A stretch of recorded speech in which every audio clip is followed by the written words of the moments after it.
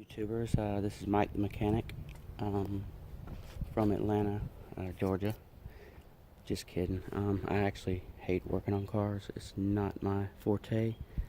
That's kind of why I bought one of these, because I didn't want to work on cars.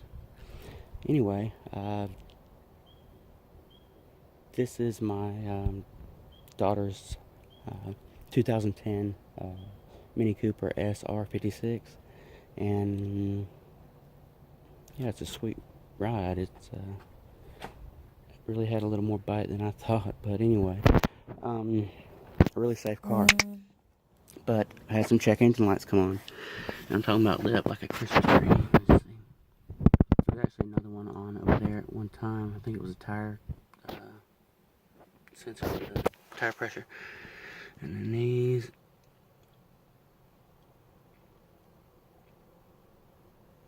Okay.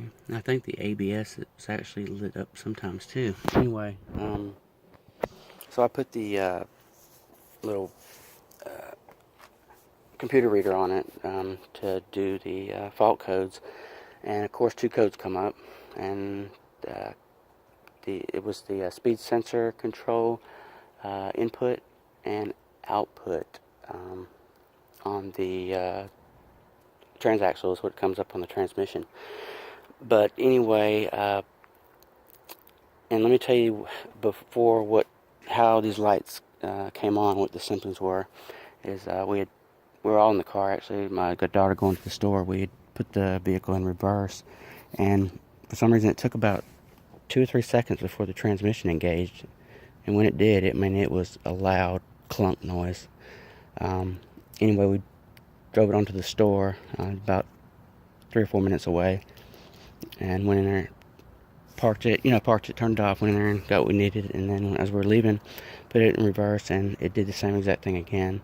And that's when the lights kicked, all these lights turned on. And proceeded to drive it on home, and noticed on the way home it would not shift out of first gear. It stayed in first gear. So, and if you've done any research on that, I'm sure you've been researching as much as I did, but you know about the emergency mode that the transmission can go into when those particular sensors go out. And I think, my understanding, it won't let you go but so many RPMs. If you do try to match the gas and go over the RPMs it allows, then it starts shutting down cylinders. So it's just, anyway, it's not going to let you tear it up, hopefully. But anyway, so I found those 2 fault codes and tracked it down to those sensors, and even had a hell of a time trying to find out where those sensors were, or much about it for this particular model on the internet. So I'll show you what I found, and I sure hope it helps somebody. And if I had seen this, boy, it would have saved a lot of sleep. Anyway, let's see. Let me show you where those sensors are. If you look down here, you see that plug? It's a plug right there. There's that little screw in. There's a wire coming from it, and the other one is, it's kind of blocked by this hose, but it's right there's the end of the plug, and it kind of screws into the.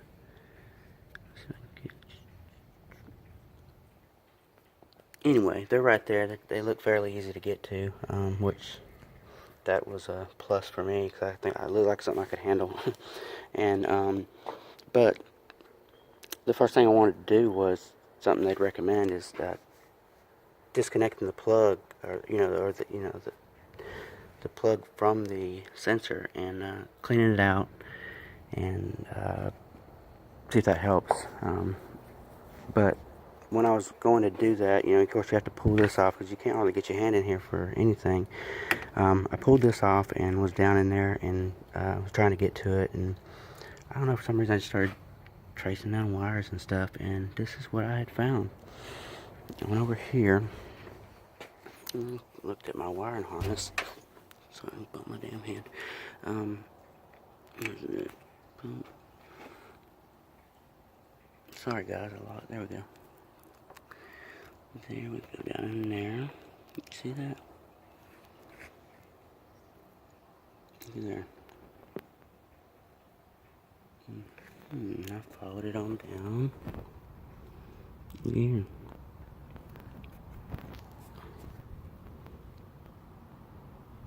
Let me get you in there, you can see it really good.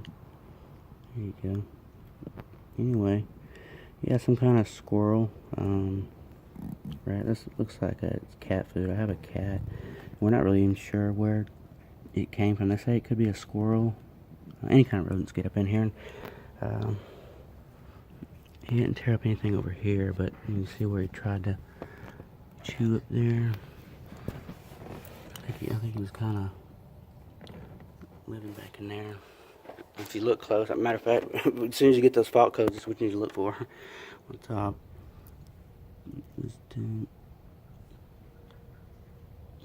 See the rat turd or whatever it is.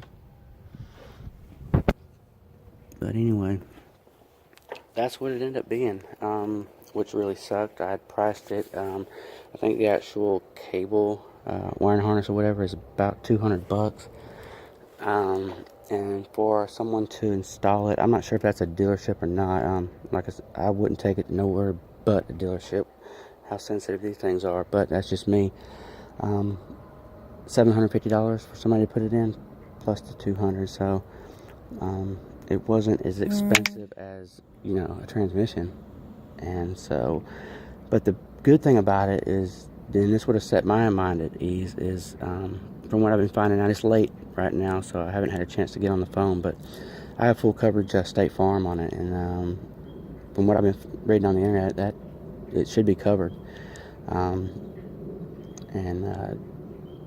The reason being, I think, is just because, you know, it's a fire hazard. You know, the car could burn down, but and that's it.